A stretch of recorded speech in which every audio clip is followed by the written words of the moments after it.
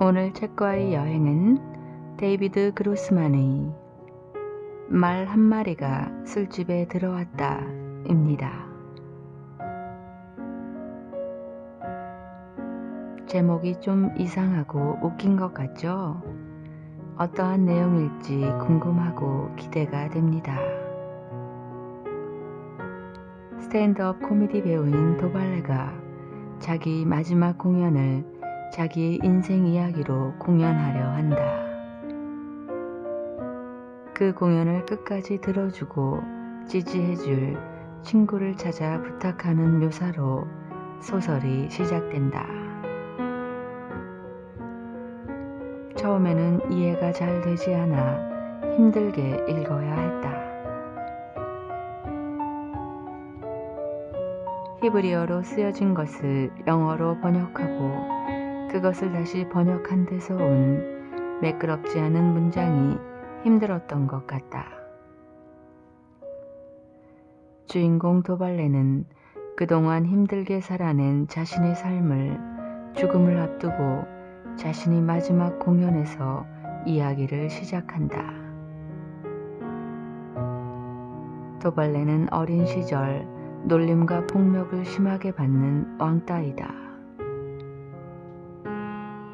엄마는 홀로코스트로 인해 우울증을 앓고 있고 아버지는 묵묵히 집안을 책임지는 보통 가장의 모습이다.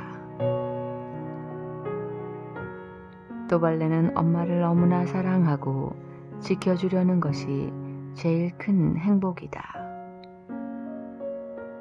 사랑하는 엄마가 퇴근하고 오는 버스 정류장에서 기다리는 것을 좋아한다. 버스가 도착하고 엄마가 내리면 엄마와 함께 물구나무로 서서 돌아온다. 도발레는 왜 물구나무를 서고 다니는 것일까? 어린 시절 놀림을 받을 때 때리고 침을 뱉는 것에 대해 방어하게 된 것이 물구나무 서기이다. 그러면 사람들이 뺨을 때리기 위해 숙여야 하므로 때리지 않고 물구나무를 선 사람을 발로 차지는 않는다는 것이다. 14살 소년이 왕따에서 자기를 보호한 것이 물구나무 서기로 다니는 것이었다. 그것을 보고 사람들은 미친 아이라며 자기 자녀들에게 말조차 걸지 못하게 한다. 그것을 알게 된 도발레 아버지는 다시는 물구나무로 서지 말라며 엄청난 매질을 한다. 이렇게 소녀는 어느 누구에게도 의지할 수 없게 되어 자기가 보호할 수 있는 엄마가 최고의 안식처가 된다. 엄마를 웃게 하는 것, 도발레는 그것을 제일 좋아한다.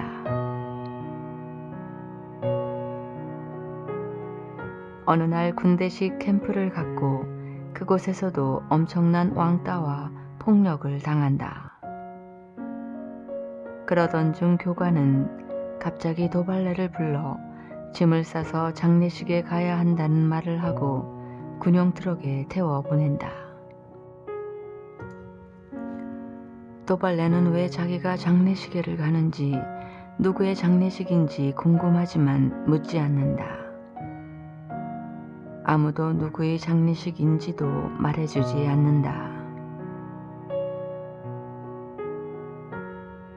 도발레를 태우고 가는 운전병이 이상한 유머를 계속하는데 도발레는 참 이상한 운전병이라고 생각하지만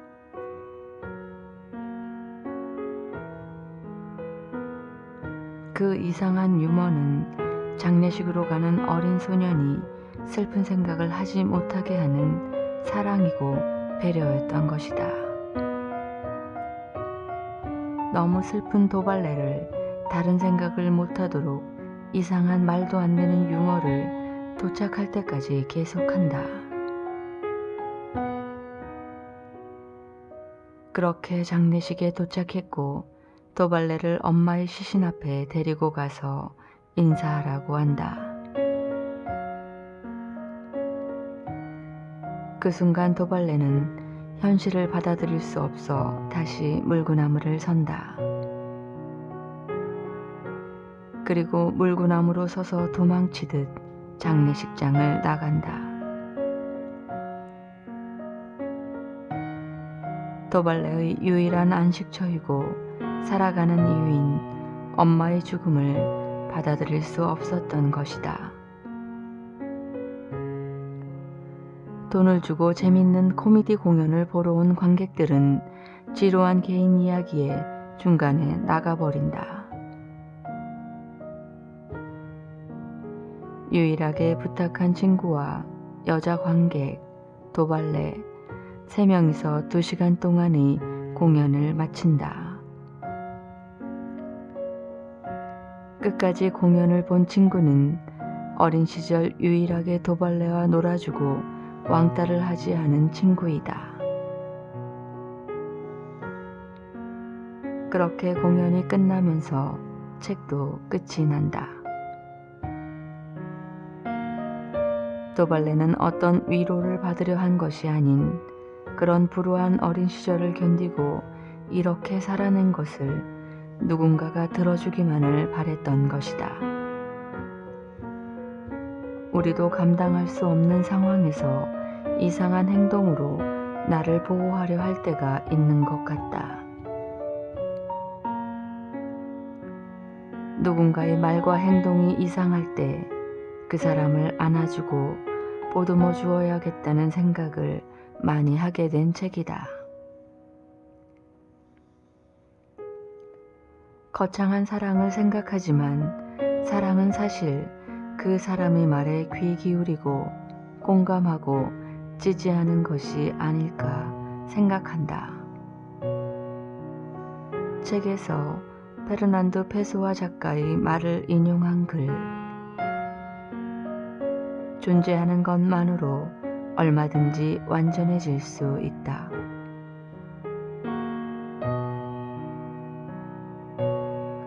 맨부커 인터내셔널 수상작은 항상 난해한데 무언가 많이 생각하게 한다. 힘들게 읽어낸 책, 슬픔이 깊게 느껴진 책. 여러분들도 이해할 수 없는 말과 행동을 하는 사람을 만나게 되면 판단하지 말고 지적하지 말고 따스하게 들어주고 바라보고 안아주기를 바라요. 간바도 그렇게 하려고요.